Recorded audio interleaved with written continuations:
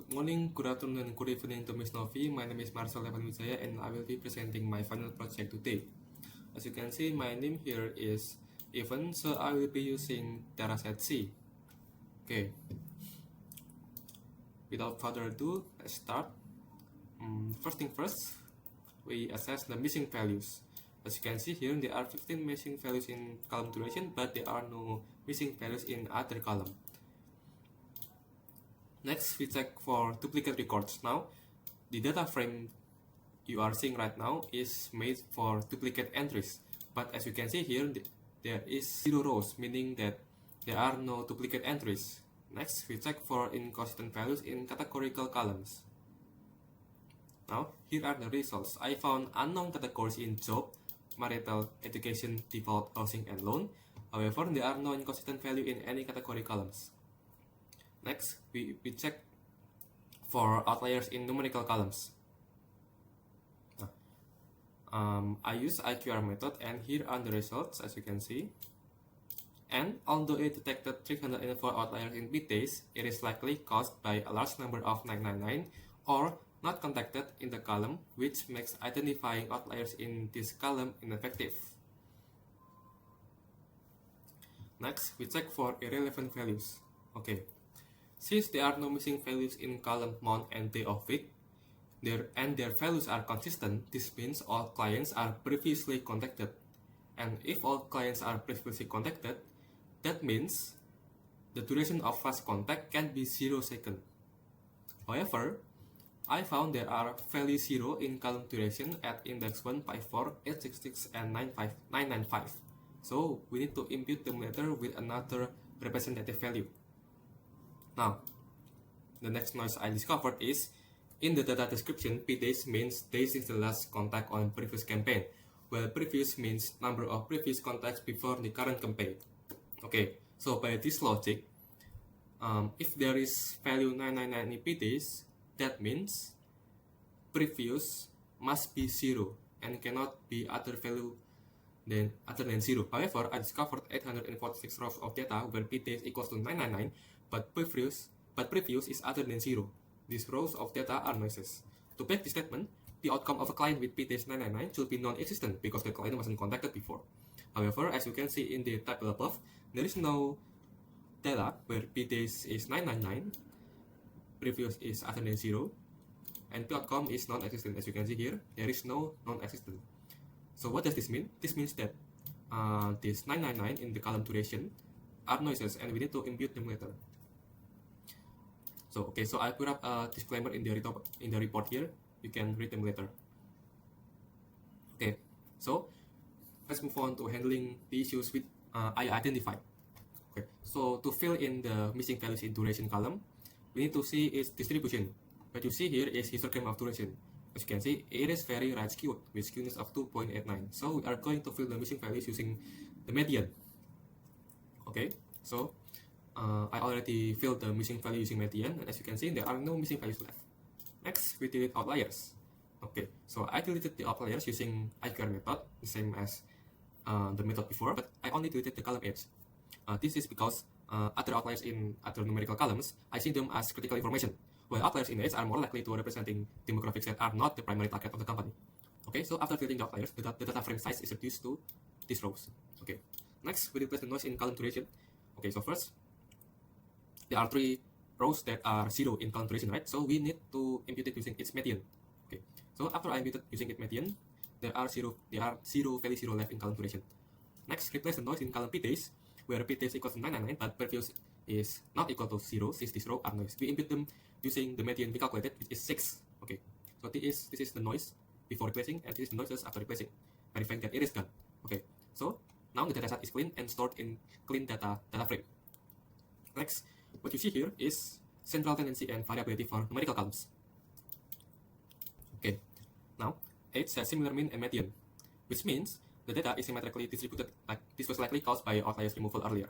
Okay, and the data range from 70 to 69, AQR from 32 to 47 years, and standard deviation at 9.66 years. This shows that most of the clients are clustered around the mean age. From this insight, we know that the company targets a broad range of adults, focusing those in the late 30s and early 40s. Now, let's move on to duration.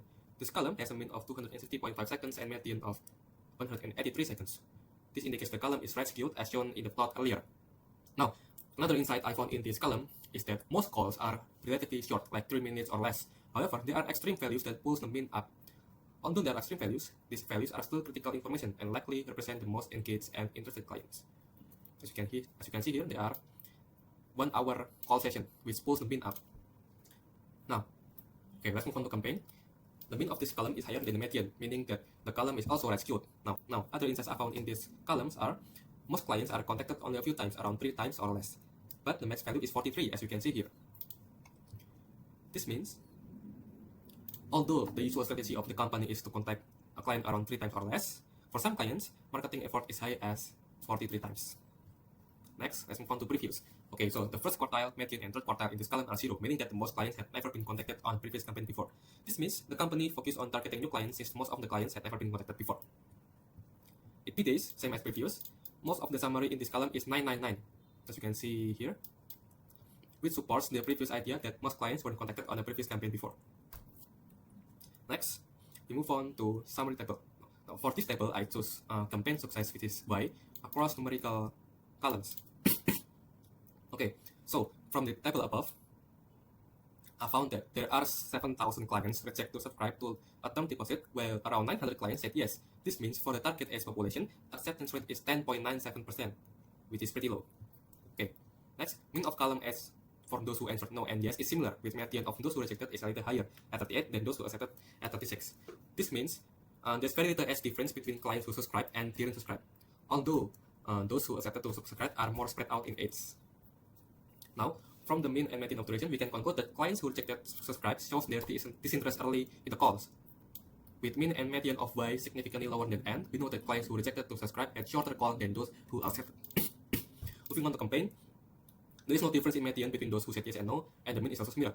This means that the number of contacts a client had in the current campaign does not correlate with their decision, although the data of those who said no are a little bit more spread out. Next, the median in previous is the same, at 0 and 0. This means over the half of clients are new clients, supporting my previous statements where I said company target new clients. But the average of clients who said yes is higher at 0.46, meaning clients with prior history with the company are more likely to subscribe. Okay, let's move on to question number 2. Now, to explore variable relationships here, I chose correlation between call duration and campaign success using Pearson method. Now, okay, so for this calculation, we achieved the value of 0.42. So this value falls in the moderate category in the field of marketing and social sciences. Okay, this shows that previous statement I made on question 1C was right. As the duration of the call increases, likelihood of accepting to subscribe also increases.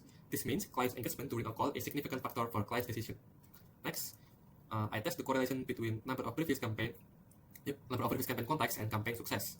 Okay, the result is 0.21, which falls in the weak category. But this doesn't mean this variable is not a factor. This variable have a positive correlation with campaign success, meaning clients who were contacted in previous campaigns before are more likely to subscribe, although this correlation is not as strong as duration and campaign success. Next, what you see here is a cross tabulation for jobs and acceptance rate. Now, as you can see here, the top three with the most acceptance rate are students, retired, and unemployed. This means the top 3 acceptance rates by job types is for those who don't have a job.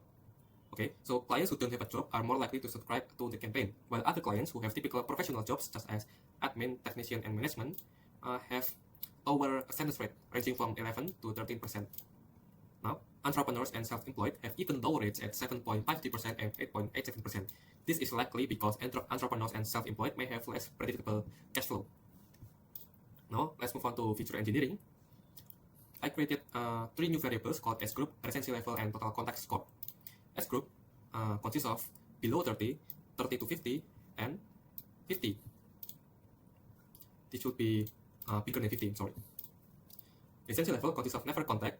This is when P days equals to 999. Recent where P days is less than 2 weeks, and old when P days is more than 2 weeks. And total contact score consists of all the contacts a client had, which means campaign plus previous. Now, for the interactive visualizations, I chose campaign acceptance rate by recency levels. As you can see here, the plot above shows that the client who was last contacted more than 2 weeks ago, this is old, more than 2 weeks ago, have the highest acceptance rate, followed by recent and never contacted. This means that clients are more likely to subscribe if contacted within the range of 2+ weeks, not too often and not too rarely. Next, for numerical and categorical, I chose to compare call duration and campaign outcome. Now, previously I said that the longer the call duration, the likelihood of someone subscribing to the campaign is more likely. And as you can see here, clients who had longer calls are more likely to say yes than those who had shorter calls. This plot proves that the duration of the calls are a key factor to campaign success. Next, for the multi-dimensional chart, I compare call duration, age, and campaign outcome and group them by age group. I use this plot to test the consistency of the statement I made before. Okay. Previously, I made a statement that the longer the duration of calls, the likelihood of acceptance rate is also higher. So as you can see here, in age groups below 30, the blue dots are those who said yes, and the red dots are those who said no.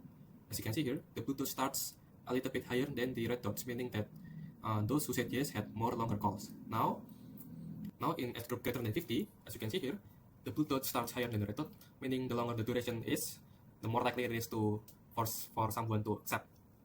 Now this is the same at age group 30 to 50. Now let's move on to question number 3. Now, two key findings I found in this dataset are: first, the top 3 clients grouped by their job types who have the highest acceptance rate are students, retired, and unemployed, with students at 26.5%, retired with 19%, and unemployed with 17.4%. This suggests that the term deposit product appeals to those who are either at the beginning of their financial journey or at the retired phase with capital to invest, likely for retirement funds. Okay. The higher acceptance rates for the unemployed may also indicate that the need for safe financial product during the uncertain income period, assuming that the product has stable return on investment. Now, the next key finding I found is those clients who are less frequently contacted are more likely to subscribe. As you can see here, less frequent calls are the most effective way of marketing this campaign. The plot above shows that clients who were last contacted 2+ weeks ago are more likely to say yes to the campaign. 56.7% of clients who were last contacted 2+ weeks ago in the previous campaign accepted the current campaign. Of course, this insight doesn't stand alone. Although fewer calls are more effective, the call duration also needs to be effectively longer to engage client as shown below. As shown below, the longer the duration of the call is, the more likely it is for someone to accept the campaign. From these central trends, now the analysis above suggests that campaign success are determined by engagement quality and targeting specific demographics rather than broad outreach. The rest of clients who said yes have higher mean duration and median duration than those who said no, as you can see in this tabulation. This supports the previous findings that less frequent but effective calls are more successful, indicating that client engagement is a big factor. Now, the most unusual or rather surprising but impactful finding is the top 3 most receptive client segment are clients without a job or not traditionally employed, which are students, retired, and unemployed, as you can see here. Okay. Now, as mentioned before, this is likely caused because the product appeals more to clients who are at the beginning of their financial journey, retired clients with capital looking for stable investments, possibly for retirement funds, and those who need a safe product to invest and earn stable return on investment during period of uncertain income. Now, these are the recommendations I suggest to the company. First, the company needs to restructure the call list. Okay, the company needs to restructure the call list to prioritize the clients who falls in the right job demography, which are students, retired clients, and unemployed clients, because those clients are more likely to subscribe than any other group. Okay. Second, they need to shift from call volume to call quality. Okay, what they need to do is minimize contact attempts. 66.7% clients who said yes were last called in the previous campaign more than 2+ weeks ago, while the ones that are frequently contacted, last contacted within 2 weeks, are less likely to say yes. Okay, so what I suggest is set a cool down time between each calls. Moreover, the average successful calls are roughly 9.5 minutes, 2.5 times longer than the unsuccessful one, which is around 3.7 minutes.